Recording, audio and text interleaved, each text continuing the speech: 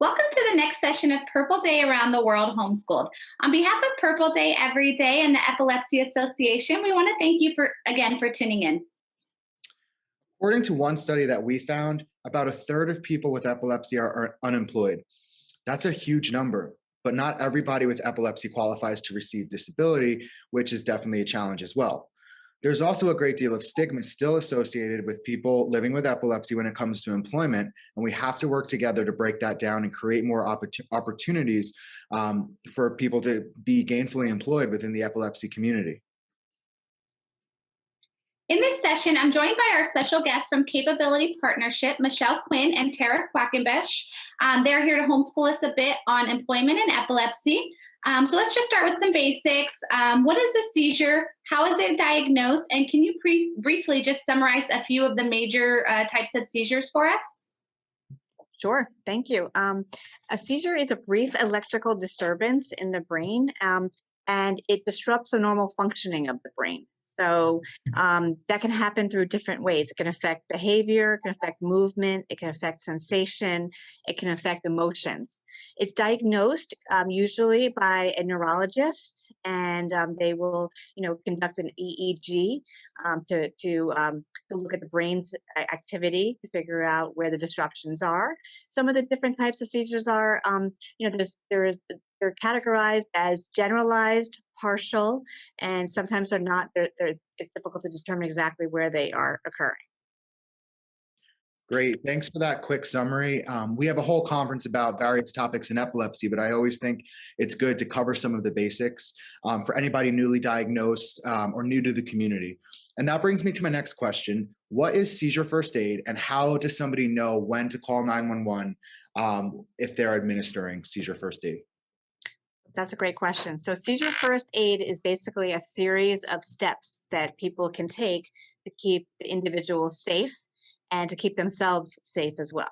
So it's basically concerned about just keeping the person in a safe place, making sure that they're not, doing any further damage to themselves. So, for instance, let's take a person who's having a grand mal seizure. If they fall to the ground, you're making sure that they are, away from any other things that can harm them in their environment. You're making sure their head is cushioned with it could be a scarf or a sweater, making sure that they're on their side just in case they have anything in their mouth so that they're not going to choke and nothing's going to block their airway. It's making sure that you're timing the seizure to see how long it is, and also ensuring that nothing is put in their mouth so that there's no damage to the person's mouth or to their to the person's fingers if they're near them. And it is keeping others away and just being able to reassure the person that they are safe when they do come around and that everything's going to be okay. You will call 911 if the seizure lasts more than 5 minutes, if it's a first-time seizure, if the individual is pregnant or has a pre-existing condition, if they've fallen and hit their head while they're having the seizure, or if you think there's any other, if the breathing doesn't return to normal or there's any other, worrisome conditions. Okay. Wow. Great. Thank you. So now I'm going to ask a question I've been asked by a lot of people who are unfamiliar with epilepsy and seizures. Are seizures dangerous to others while a person is having one? And what about if the person with epilepsy has a seizure while driving? Okay, so it's a good question because it can be a scary thing to witness somebody having a seizure, especially for the first time, because it seems like things are kind of a little bit scary and out of control. They are, seizures are not contagious. That's a myth. They are a biological, neurological occurrence in the person's brain. So they're not contagious. It's occurring within the person's brain. The only way that it can be dangerous to another person is if they put themselves in harm's way. If you put your fingers in the person's mouth or put an object in the person's mouth, or if you're holding them down, and you get hit, you never restrain a person when they're having a seizure. You just kind of put them in a safe place and let them let it take its course. If they're having a seizure while they're driving, it's a very dangerous, obviously, and worrisome thing. It's hopefully before the seizure occurs, they may have some kind of trigger or aura that will let them know that they're not feeling well, and they can pull over to the side of the road and get the medical help that they would need. But it's something that definitely would need to be addressed afterwards. And every state has different requirements in terms of like, driving, and length of time they have to be seizure free before they can drive again. Okay, great. We definitely encourage all people of driving age out there listening today to have an open and honest conversation with your doctors, to ensure that everyone, including yourself, if it's you or if it's a child of yours or somebody that you care about, keeping them safe as well, keeping you safe. We just want to keep everybody safe on the road. So open and honest dialogue is key. But let's move into some employment questions. That's what we're here to really talk about today. Can you guys summarize the challenges a person with epilepsy might face if they want to be employed? Like, what are some of the things facing somebody living with epilepsy and uncontrolled seizures on a day-to-day basis? I think the biggest thing is that they don't know how to broach the topic with their employer. And so that kind of holds people back from wanting to look for work because they feel like they're not going to be able to get a job because of their epilepsy. Okay, so this next question is really important. Most of us, when we apply for a job, we see a voluntary self-identification of a disability disclosure form. I've seen epilepsy and seizures listed. Do you need to let your employer know? No, you do not. Okay, so let me just ask a clarifying question because I want to make sure that this is really clear for our viewers, because I know this is important.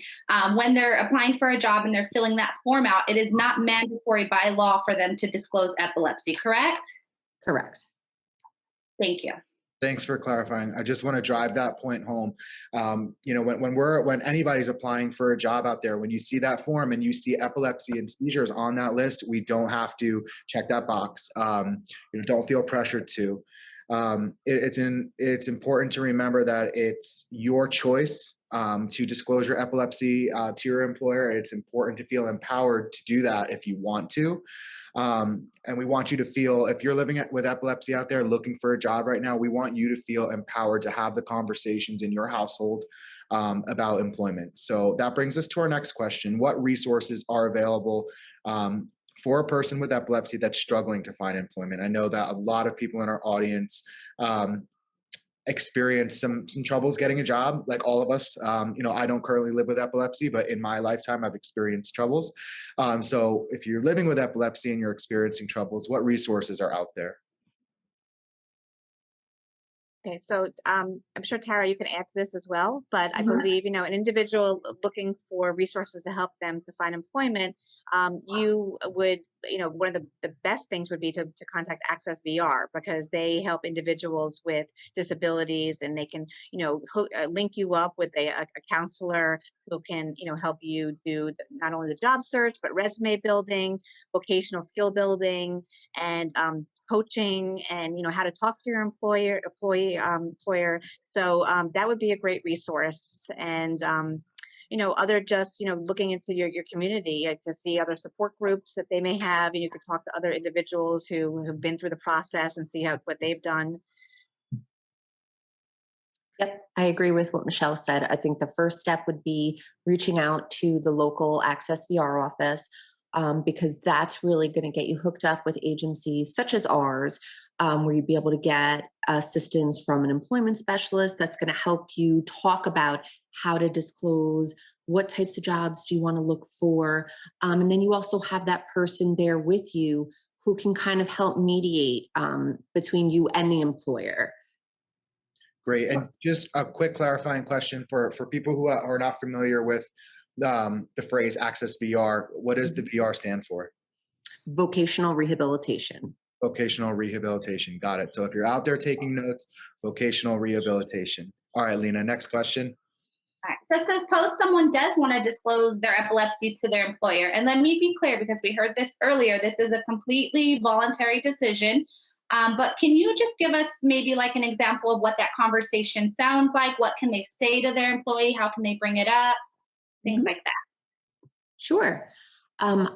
I think that if somebody were to bring this up, they wanted to disclose to their employer about their epilepsy.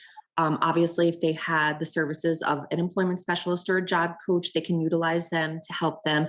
But I think it's best to just be upfront, and explain that these are the type of seizures that I have. Should I have a seizure? These are the steps to take, because I think that takes some of the fear and the stigma out of what people don't know about epilepsy. And then that way, if the employer knows how to handle this, should something come up, the individual feels more comfortable, and the employer can help them.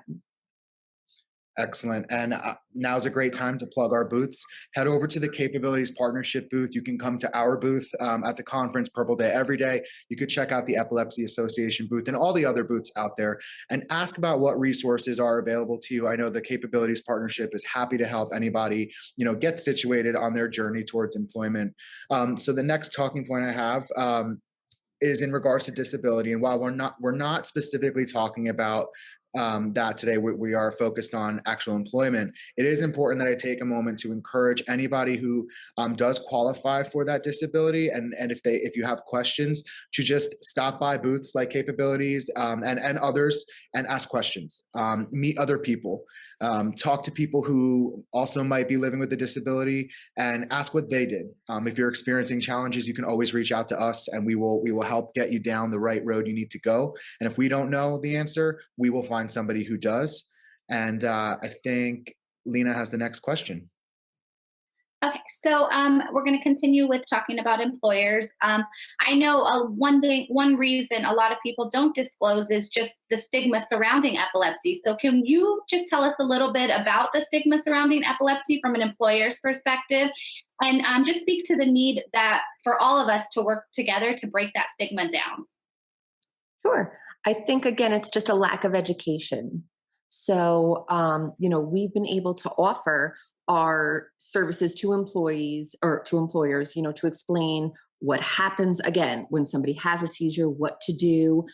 If there really are other concerns, we can bring in some epilepsy education so the employer feels more comfortable. But I think that's the biggest thing, is that people just don't understand. So that's part of what we're here to help with, is to explain, what happens and what they should be prepared for. Awesome. And it's a great time to mention that the Anita Kaufman Foundation and Purple Day Every Day, we are sometimes called the Anita Kaufman Foundation. That's how we started. We work hand in hand with the Capabilities Partnership on specifically education. If you have a need for education in your community, in a school, whatever that may be, reach out to myself, to Lena, reach out to Capabilities, and we can help you, go down that road. We'll find the right approach. And we do have one more question for you guys. What do you want somebody who is unsure if they can work, or maybe it's a parent of a child who is trying to encourage them to work, but they're not quite sure? What do you want their next step today, during this conference to be? I would, as a parent, I would just try to have my child talk to other people who've been, like we said, like reach out to other individuals in the community, see what they've done, see what other families have done. And the best way is really just, like you said, reaching out to others, and looking, that could be through support groups, contact the people at your schools, or asking at your doctor's office to see if anyone else has been down this road, so that your person can have maybe a mentor or somebody else just to link up with, to get information from, because knowledge is power, and it creates an understanding, and education is freedom. Absolutely. Absolutely. Great. Well, that was a great informative session. Thank you so much for joining us today at Purple Day Around the World. You've homeschooled us on some key topics within the employment space, and I know I certainly learned a lot, and I know our viewers feel the same. If you have questions about employment, or you're experiencing challenges in this area, we encourage you to submit your information in the Capabilities Partnership booth and get in touch with Michelle and Tara. You can even get in touch with us. Remember that we have to work together to break down that stigma. So events like this one today are a great start, but we can't stop here. The more we break that stigma down, the more meaningful employment opportunities we can create for the epilepsy community. And it all starts here with us. And I think Lena has some closing remarks. Yeah. Thank you guys again just for being here and sharing all the information we had. And for our viewers, don't forget to check out all the booths in the exhibit hall and submit your contact information to qualify for an awesome purple swag bag. This concludes the session today. Thanks again to all our viewers and participants out there tuned in for Purple Day around the world.